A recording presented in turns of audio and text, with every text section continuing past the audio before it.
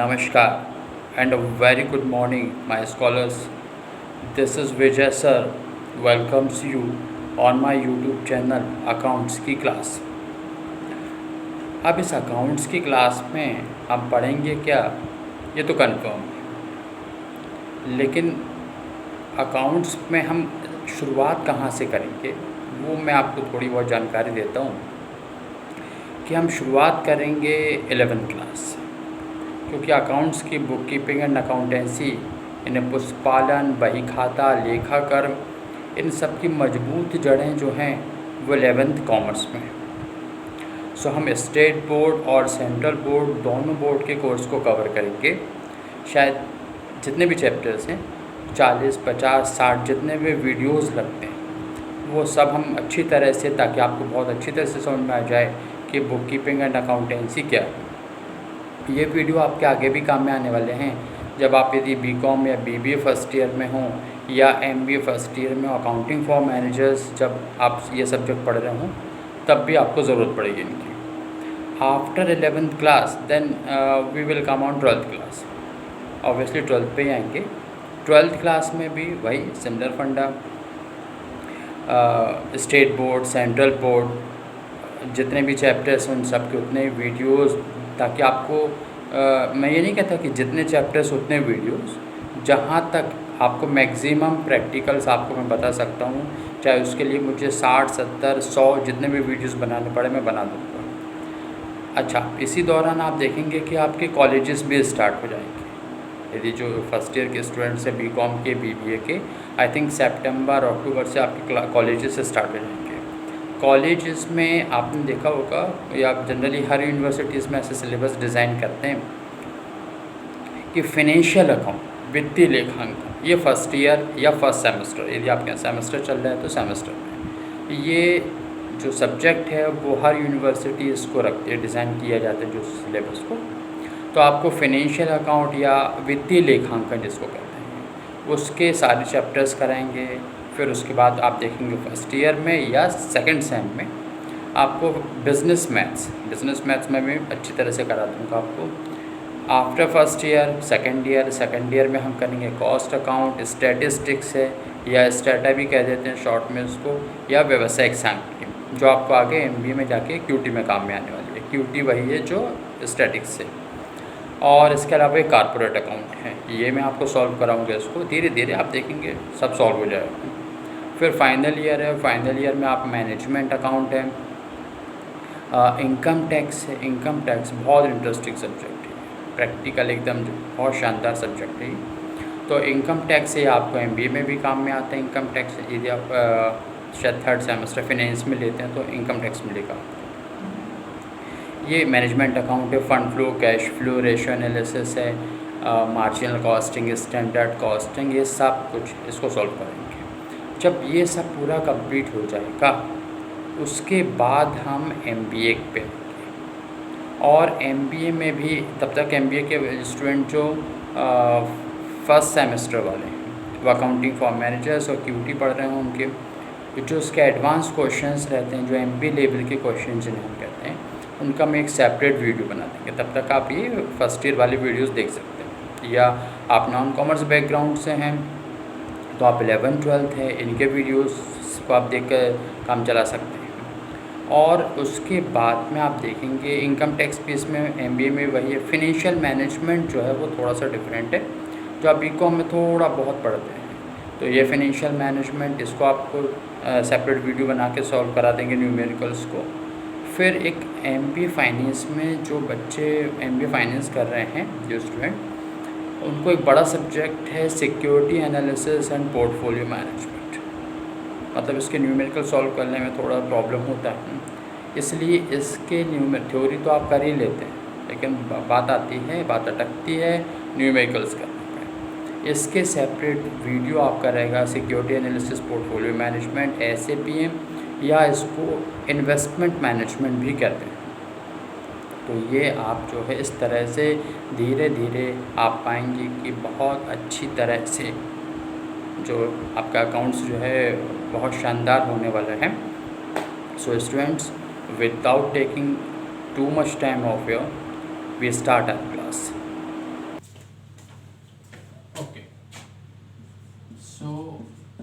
This is account and the shortening of account is this one. Hindi में इससे लेखा या इस तरह से भी लिखते हैं, खाता भी कहते हैं। ना तो question arises, what's the need of accounts? Accounts maintain करने की, अकाउंट्स रखने की क्या आवश्यकता है? I give you an example. Suppose you are going to the market with rupees 1000, 1000 रुपये लेकर आप मार्केट जा रहे हैं। 1 घंटे 2 घंटे के बाद आप वहाँ से कुछ खाने पीने की चीज़ें लेकर आते हैं और अब आप देख रहे हैं कि आपके जेब में सिर्फ 50 रुपये बचे हैं।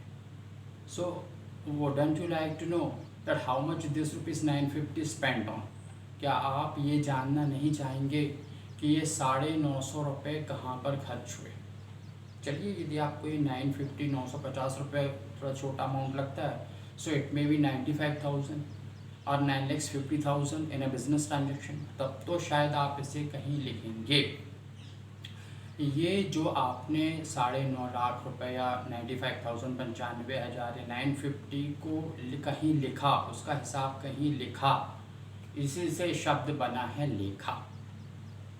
Is it clear? और जो किया आपने काउंट, तो बना है उससे ये अकाउंट। अब अकाउंट्स को मेंटेन करने की मेथड्स भी होंगी, बनी सी बात है, कुछ मेथड्स भी होंगी। वैसे बहुत सारी मेथड है, लेकिन यूनिवर्सल मेथड, ऐसी मेथड जिससे बहुत सारी कंट्रीज़, बहुत सारे देशों में मान्यता प्राप्त है, वो है double entry system. Double entry system के बारे में हम पढ़ेंगे, क्योंकि जनरली देखा जाए तो डबल एंट्री सिस्टम से ही अकाउंट मेंटेन किए जाते हैं। अब डबल एंट्री सिस्टम है, इसके बारे में तो हम पढ़ेंगे। डबल एंट्री सिस्टम है तो सिंगल एंट्री सिस्टम भी होगा, बिल्कुल। यहाँ सिंगल एंट्री सिस्टम या जिसको hybrid system of accounts, incomplete records of accounts भी कहते हैं, या मिश्रित प्रणाली कहते हैं, एकहरा लेखा प्रणाली कहा जाता है इसको। ऐसे डीलर जिनका एनुअल टर्नओवर बहुत ज़्यादा नहीं रहता है, वो सिंगल एंट्री सिस्टम से अपने अकाउंट्स मेंटेन करते हैं। Is it clear? और इसके अलावा एक और होता है double account system. Double entry system अलग है, डबल अकाउंट सिस्टम डिफरेंट है। पब्लिक यूटिलिटी कंसर्न, सार्वजनिक उपयोगिता के संस्थान, कैसे? जैसे रेलवे है, या फिर आपके स्टेट इलेक्ट्रिसिटी बोर्ड है, इंश्योरेंस कंपनीज है, इनके यहाँ पर इस मेथड से अकाउंट मेंटेन होते हैं। So it's a double account system. Double account system, double entry system दोनों डिफरेंट है। फिर एक और है आपकी महाजनी पद्धति, इंडियन सिस्टम ऑफ अकाउंट्स, जो हम सराफा मार्केट में देखते हैं। सोने चांदी के जो व्यापारी होते हैं, आपने देखा होगा, लाल रंग के उनके एक प्रकार के रजिस्टर होते हैं, जिसके टॉप पे लिखा रहता है लक्ष्मी जी सदा सहाय करें। वो इंडियन सिस्टम ऑफ अकाउंटेंसी है। पहले ये 12th के कोर्स में हुआ करता था ये चैप्टर। अब यहाँ पर हम फोकस कर रहे हैं डबल एंट्री सिस्टम पर। चलिए देखते हैं कि डबल एंट्री सिस्टम कैसे आई, कब शुरू हुई। तो ये देखिए, नाम इसका क्या है? Double entry system. So it was the year 1494, 1494 में। The country was Italy, Italy देश के, and the city was Venice city, Italy country की वेनिस सिटी में एक थे मिस्टर लूको पेसियोली। क्या नाम था? लूका Pacioli. Basically he was of France, वो फ्रांस के रहने वाले थे। इटली आए और साथ में ये आपको शायद जानकर आश्चर्य होगा, ही वॉज मैथमेटिशियन, गणितज्ञ थे वो। उन्होंने एक किताब लिखी, किताब का नाम देखिए थोड़ा सा अजीब सा लगेगा आपको। किताब का नाम था उनकी सुम्मा डी एरिथमेटिका ज्योमेट्रिया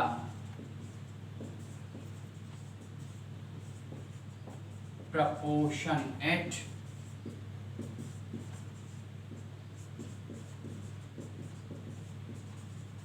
प्रोपोर्शनैलिटी, ये पूरी बुक का नाम था। ये जो उनकी मैथ्स की बुक थी, क्या नाम था?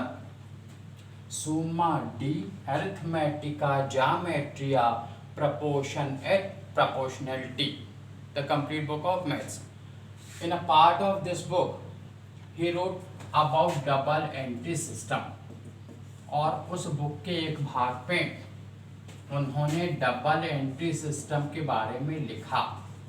तो उस भाग का क्या नाम था? उस पार्ट का नाम था डीकम्प्यूटी सेट स्क्रिप्चरिस। What was the name? डीकम्प्यूटी सेट स्क्रिप्चर्स।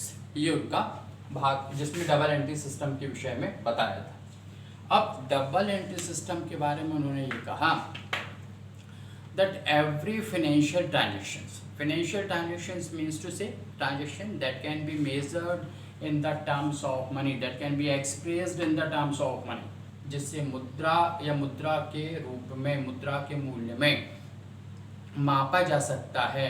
जैसे किसी प्रकार के पैसे का, राशि, अमाउंट का लेन देन, वस्तु संपत्ति का क्रय विक्रय, ये सब के सब जो है वित्तीय व्यवहार या आर्थिक व्यवहार कहलाते हैं। तो उन्होंने कहा every financial transaction has two aspects and writing of these two aspects in two different ways that is to be stated as double entry, and this kind of system is double entry system. प्रत्येक आर्थिक व्यवहार के दो पक्ष होते हैं और दोनों पक्षों को अलग अलग स्थान पर लिखना ये दोहरा लेखा कहलाता है, और इस प्रकार के सिस्टम को, प्रणाली को दोहरा लेखा प्रणाली कहते हैं। Is it clear? अलग अलग स्थान पर लिखने का मतलब ये बिल्कुल भी नहीं है कि एक ट्रांजैक्शन को आपने एक पेज पे लिखा और दूसरे ट्रांजैक्शन को दूसरे पेज पे।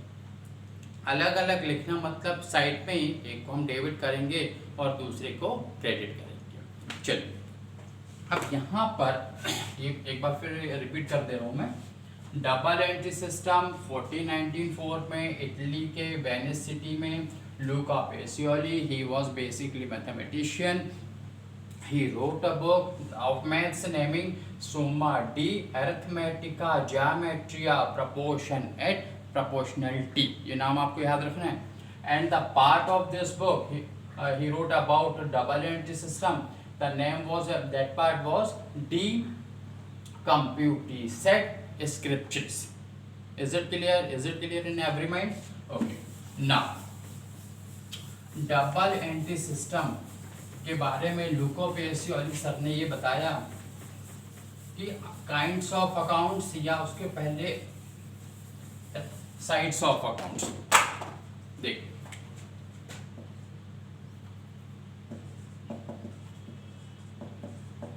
साइड्स ऑफ अकाउंट्स, अकाउंट्स के साइड्स कौन से हैं?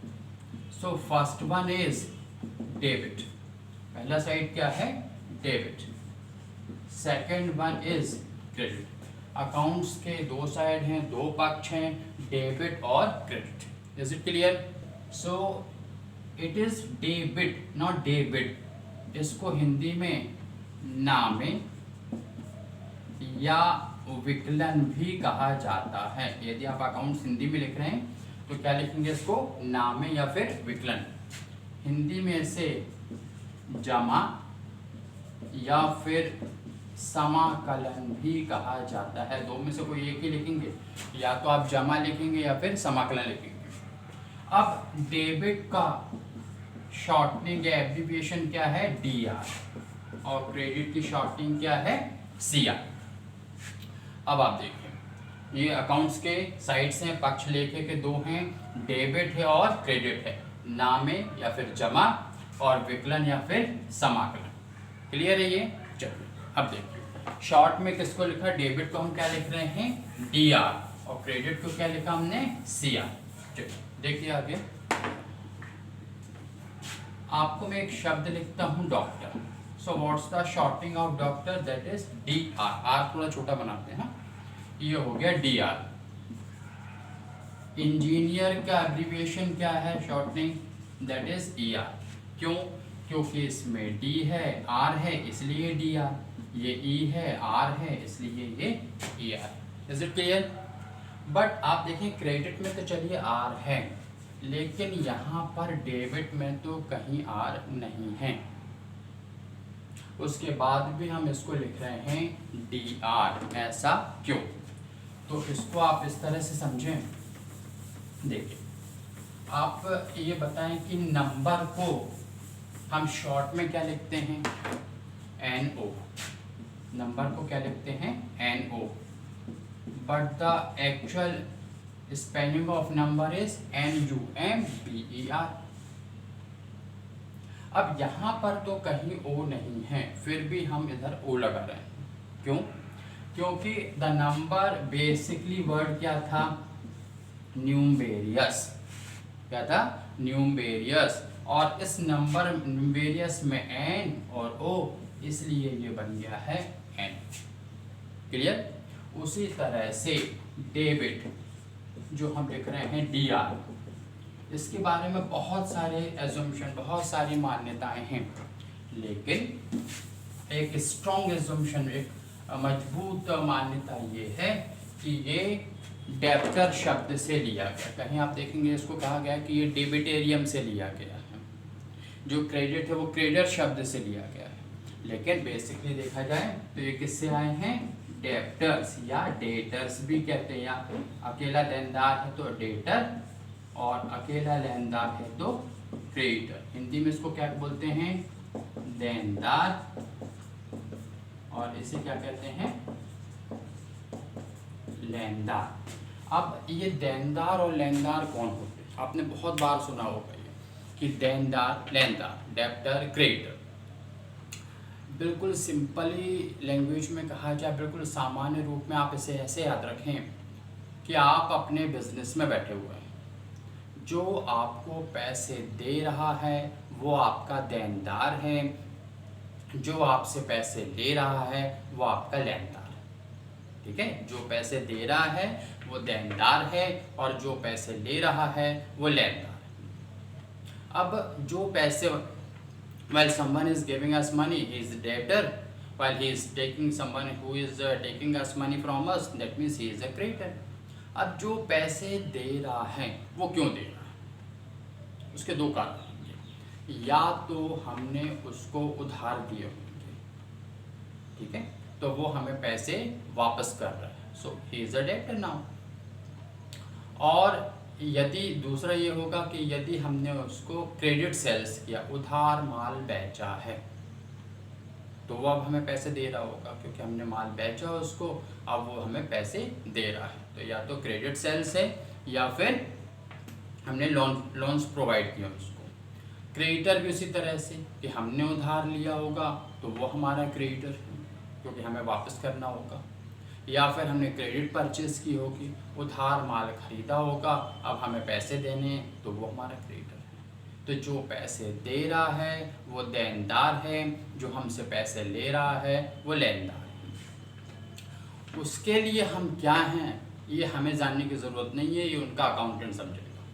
इसलिए बिल्कुल सिंपल ही आप याद रखें, जो पैसे दे रहा है वो देनदार है, और जो पैसे ले रहा है वो लेनदार है। चलिए आगे देखें। Sides of account, there we have two sides of accounts, debit और क्रेडिट। Is it clear? अब देखिए kinds of accounts. Kinds of account, जब अकाउंट्स बहुत सारे होते हैं तो इसमें आप एस लगा सकते हैं ऐसे। काइंड्स ऑफ अकाउंट्स यानी अकाउंट्स के प्रकार, लेखे के प्रकार। तो बेसिकली दो हैं, पर्सनल और नॉन पर्सनल या इम्पर्सनल, व्यक्तिगत श्रेणी के और अव्यक्तिगत श्रेणी के, या आप अलग अलग भी ऐसे लिख सकते हो उसको। First one is personal account, second one is real account, and third one is nominal account. यानी व्यक्तिगत श्रेणी के लेखे, वास्तविक श्रेणी के लेखे और नाममात्र श्रेणी के लेखे या अभिहित श्रेणी के लेखे भी कहा जाता है। क्लियर है ये? अच्छा, अब तीन प्रकार हैं, पर्सनल, रियल और नॉमिनल। अब हम बात करते हैं सबसे पहले पर्सनल अकाउंट। पर्सनल अकाउंट मतलब व्यक्तिगत श्रेणी के लेखे। ऐसे लेखे जो किसी व्यक्ति अथवा संस्था से संबंधित होते हैं व्यक्तिगत श्रेणी के लेखे कहलाते हैं। Accounts which are relevant with persons, institutions, organizations are to be stated as personal accounts. Is it clear? Personal account का रूल क्या, ये रूल्स आपको बहुत याद रखने हैं, ठीक है। रूल क्या है?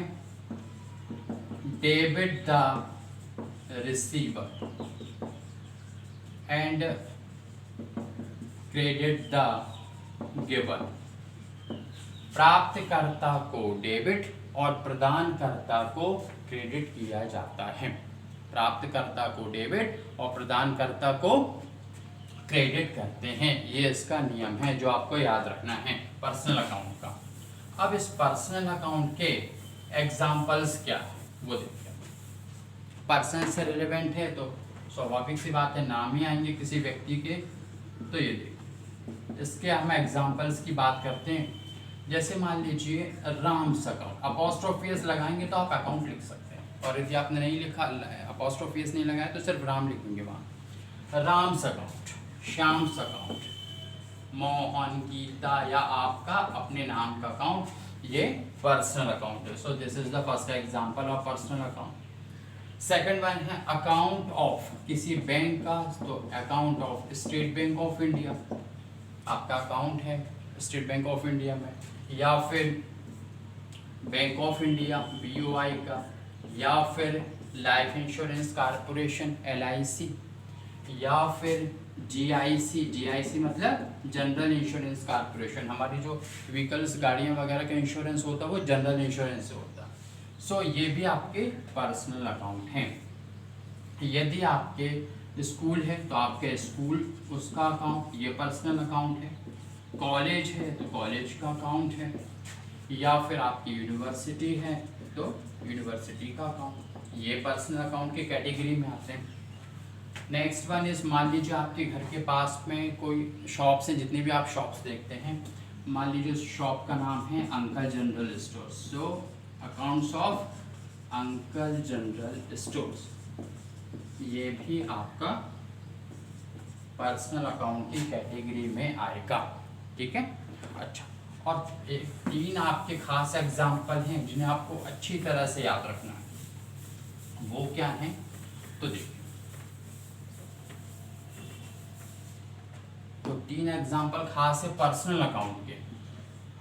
First one is capital account. Capital account यानी प्रोप्राइटर का अकाउंट। प्रोप्राइटर यानी कौन? व्यवसाय का स्वामी, उसे हम क्या कहते हैं? प्रोप्राइटर। सो कैपिटल अकाउंट व्यवसाय के स्वामी। अकाउंट्स के अंदर कभी भी प्रोप्राइटर का नाम नहीं लिखा जाता, ये उसके टॉप पे लिखा जाता है, और जब भी अंदर ज़रूरत पड़ी तो कैपिटल अकाउंट के नाम से एंट्रीज की जाती है, चाहे जर्नल में हो, लेजर में हो या आगे। फिर सेकंड वन इज, ये उसके आगे के एग्जांपल हैं। Second one is drawings account या आहरण लेखा। आहरण यानी क्या? यहाँ ड्राइंग का मतलब वो पेंटिंग से नहीं है ना। ड्राइंग्स अकाउंट या आहरण लेखा क्या? जब यदि मान लीजिए व्यवसाय का स्वामी अपने व्यक्तिगत उपयोग के लिए व्यवसाय से गुड्स यानी वस्तु या फिर कैश, रोकड़ निकालता है तो उसे ड्राइंग्स कहते हैं या आहरण कहते हैं। while cash or goods is to be withdrawn for the personal use of the proprietor, that is to be called drawings। जिसे हम ड्राइंग्स कहते हैं, यहाँ पर भी पर्सन से रिलेवेंट इसलिए पर्सनल अकाउंट है। Third one is bank OD या बैंक ओवरड्राफ्ट अकाउंट। बैंक अधिविकर्ष आगे बताएंगे आपको, बैलेंस शीट की लायबिलिटी का आइटम है ये। बैंक से ज़्यादा पैसे निकालना, कैसे निकालना वो आगे हम समझाएंगे आपको। तो ये तीनों जो हैं ये स्पेशली आपको याद रखने, ये तीनों पर्सनल अकाउंट की कैटेगरी में आते हैं। Is it clear? नेक्स्ट है आपका नॉन पर्सनल अकाउंट में रियल अकाउंट। रियल अकाउंट मतलब क्या? वास्तविक श्रेणी के लेखे, ऐसे लेखे जो वस्तु या संपत्ति से संबंधित होते हैं वास्तविक श्रेणी के लेखे कहलाते हैं। Accounts those are relevant with goods और assets are to be known as real account. अब यहाँ पे पहले तो ये इसका रूल आप देख लीजिए, रियल अकाउंट का रूल क्या है इसमें, तो डेबिट व्हाट कम्स इन, ठीक है, मतलब व्यवसाय में जो आय यानी क्या है, वस्तु या संपत्ति, गुड्स और असेट्स यदि बिजनेस में आ रही है तो क्या करना है उसको आपको debit. Second one is credit what goes out, व्यापार से या व्यवसाय से जो बाहर जा रही है वस्तु या संपत्ति उसको आपको करना है क्रेडिट, या शॉर्ट में आप कह सकते हैं comes in debit goes out credit. आने पर डेबिट और जाने पर क्रेडिट, लेकिन आने जाने किसके, वस्तु या संपत्ति के, व्यक्ति के नहीं। वस्तु या संपत्ति आ रही है तो करते हैं डेबिट और जा रही है तो क्रेडिट। अच्छा, अब यहाँ पर वस्तु को हम कहते हैं गुड्स, क्या कहते हैं, गुड्स या गुड्स अकाउंट, और संपत्ति को यहाँ पे अकाउंट की टर्मिनोलॉजी में प्रॉपर्टी नहीं कहते जनरली, बल्कि क्या कहते हैं असेट्स या एसेट्स। प्रोनाउंसिएशन क्या है, असेट्स आर एसेट्स। गुड्स और असेट्स में दोनों में क्या फर्क है देखिए, जैसे कि वस्तु वह है जिसका क्रय या निर्माण किया जाता है विक्रय करने के उद्देश्य से, ठीक है। Goods are those which are to be purchased or manufactured for the selling purpose, ठीक है। और असेट्स क्या है, which assist to sell the goods, जो वस्तु को बेचने या विक्रय करने में असिस्ट यानी हेल्प करती है, मदद करती है, वो असेट्स कहते हैं, उसको संपत्ति कहते हैं। क्लियर है ये। अब व्यवसाय में गुड्स हो या असेट्स यदि आ रही है तो उसे करेंगे हम डेबिट, और यदि जा रही है तो क्या करेंगे, क्रेडिट। इसके एग्जांपल्स भी देख लेते हैं। गुड्स, सबसे पहले तो गुड्स अकाउंट। गुड्स अकाउंट में क्या क्या होते हैं, तो बेसिकली गुड्स अकाउंट के 4 काइंड्स हैं, 4 प्रकार हैं। देखिए वो 4 प्रकार कौन कौन से, वस्तु लेके, ठीक है। ये सबसे पहला है परचेजेस अकाउंट, या इसे हम कहते हैं क्रय लेखा, परचेजेस अकाउंट, क्रय लेखा। Next one is sales account, sales account यानी विक्रय लेखा। Third one is purchase returns account, यानी क्रय वापसी लेखा। क्रय वापसी क्यों, यदि आपने गुड्स परचेज किया, ठीक है, और यदि आपको फिर पसंद नहीं आया तो आप उसे वापस करेंगे, ठीक है। जनरली ऐसा उन केसेस में होता है जब हम किसी अदर सिटीज़ से गुड्स लेके आ रहे हैं, बाय ट्रेन या बाय प्लेन, यदि बहुत दूर से आ रहा है तो, या बाय शिप आ रहा है, और हमें जो है लाने के बाद जब गोडाउन में हमने उस गुड्स को पैकेजिंग को खोल कर देखा तो देखा कि जो क्वालिटी वाइज इंफीरियर क्वालिटी का था, या जो आपने मंगाया था, जो सैंपल दिखाए गए थे वैसा गुड्स नहीं था, जो आपने मंगाया था वो नहीं गुड्स भेजा गया, तो इसे हम वापस करेंगे। और ऐसा गुड्स आपके वार्ड के बाहर जा रहा है, वार्ड यानी कैंपस, वार्ड के बाहर जा रहा है, इसलिए इसे रिटर्न्स आउटवार्ड भी कहा जाता है। परचेज रिटर्न को क्या कहते हैं, रिटर्न्स आउटवार्ड। तो इस तरह से परचेज रिटर्न्स अकाउंट होगा। परचेज है तो परचेज रिटर्न भी है, और जब सेल्स है तो सेल्स रिटर्न्स भी होगा। जैसे यदि मान लीजिए हमने खरीदा हुआ माल वापस भेजा, वैसे ही जो हमसे खरीद चुके हैं वो हमें वापस करेंगे, तो ये क्या कहलाएगा, सेल्स रिटर्न। ये चूँकि आपके वार्ड के अंदर आ रहा है इसलिए इसे रिटर्न्स इन वार्ड कहते हैं। Is it clear. अब देखिए, this is number 1, 2, 3 and 4। Okay, now purchases में क्या हो रहा है, गुड्स आ रहा है, और अभी हमने क्या पढ़ा कि goods are asset when comes into the business that is to be debited. क्या करेंगे हम इसको, डेबिट। तो परचेजेस अकाउंट को क्या करते हैं हम, डेबिट। फिर सेल्स में क्या हो रहा है, गुड्स जा रहा है, तो इसे क्या करेंगे, क्रेडिट। परचेज रिटर्न, जो आपने गुड्स खरीदा जब आया था तो डेबिट, अब वो जा रहा है तो क्या करेंगे, इसे क्रेडिट। ध्यान रखिए अगर ट्रायल बैलेंस में इसकी जरूरत पड़ेगी कि किसके क्या बैलेंसेस होते हैं, ठीक है। तो परचेज रिटर्न को क्या करेंगे, क्रेडिट। सेल्स रिटर्न, जब सेल्स कर रहे थे तो गुड्स जा रहा था, क्रेडिट करा था, और जब वापस आ रहा है तो क्या करेंगे, डेबिट। तो सेल्स रिटर्न का क्या हो जाएगा, डेबिट। Is it clear. ये गुड्स अकाउंट के 4 काइंड्स। असेट्स में क्या हो सकता है, असेट्स में आपका जैसे बिल्डिंग है, मशीन है, फर्नीचर है, स्टॉक है, दैट मीन्स क्लोजिंग स्टॉक है, ये सब आपके जो है बैलेंस शीट में जो असेट्स के आइटम हैं ये आपके रियल अकाउंट के अंतर्गत आते हैं। आगे आप देखेंगे कि कैसे आते हैं।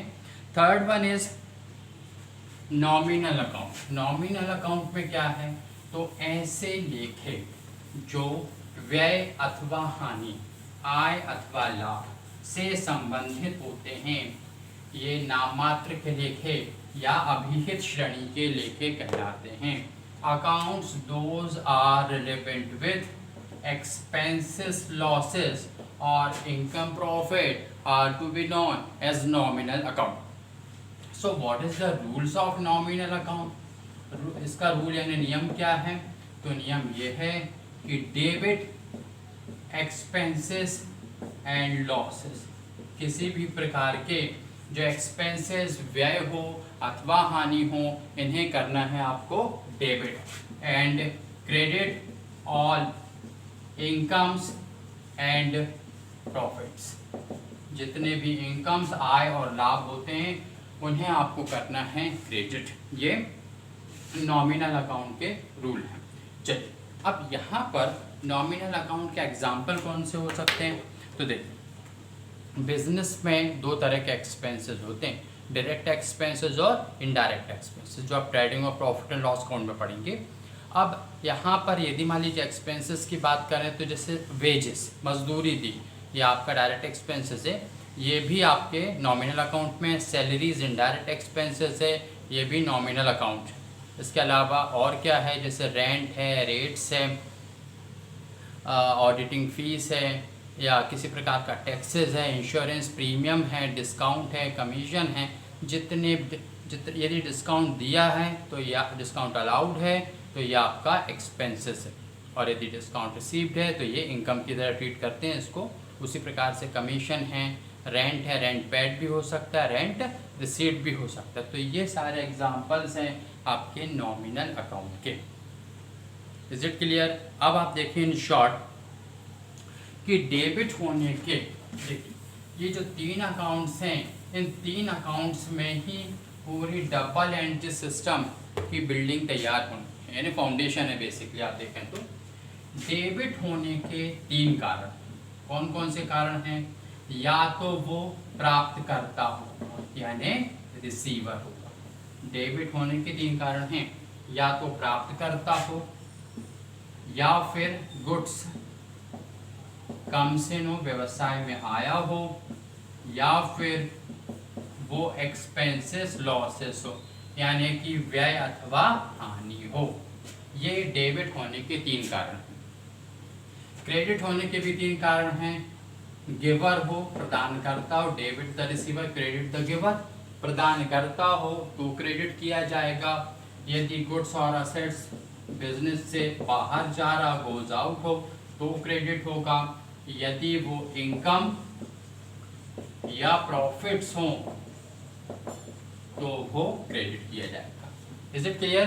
तो अब आप जब जर्नल एंट्रीज करते हैं तो ये आपको रूल याद रखना है कि किसी भी फिनेंशियल ट्रांजैक्शन मतलब क्या, आर्थिक व्यवहार, ऐसे व्यवहार जो मुद्रा या लेन देन से पैसे या वस्तु के क्रय विक्रय, मुद्रा के लेन देन से संबंधित हो, आर्थिक व्यवहार कहलाते हैं। Transactions which can be expressed in the terms of money are to be said financial transactions. ठीक है। अच्छा, अब यहाँ पर आपको ये कोई भी आर्थिक व्यवहार में ये याद रखना है कि इसके डेबिट होने के 3 कारण हैं। 3 में से कोई 1 या 2 या तीनों भी हो सकते हैं। किसी जर्नल एंट्रीज में क्या होगा, या तो वो प्राप्त करता होगा, वस्तु या संपत्ति व्यवसाय में आएगी, या फिर व्यय अथवा हानि होगा। क्रेडिट होने के भी 3 कारण हैं, या तो वो प्रदान करता होगा, वस्तु या संपत्ति व्यवसाय से जाएगी, या फिर आय अथवा लाभ होगा। Is it clear? चलिए अब एक बार रिपीट कर लेते हैं कि आज हमने पढ़ा क्या, कि साहब ये जो हम अकाउंटिंग पढ़ते हैं उसकी कौन सा सिस्टम है, डबल एंट्री सिस्टम। किसने बनाया था? लुको पेसियोली सर ने। कब बनाया था? 1494 को, 1494 में। कहाँ? इटली के वेनिस सिटी में। क्या थे वो? बेसिकली ही वॉज मैथमेटिशियन, गणितज्ञ थे। लेकिन उन्होंने जो है करते करते उन्होंने डबल एंट्री सिस्टम के बारे में, फिनेंशियल ट्रांजेक्शन के बारे में समझा, और उन्होंने अपनी पुस्तक में इस प्रकार की बातों का उल्लेख किया।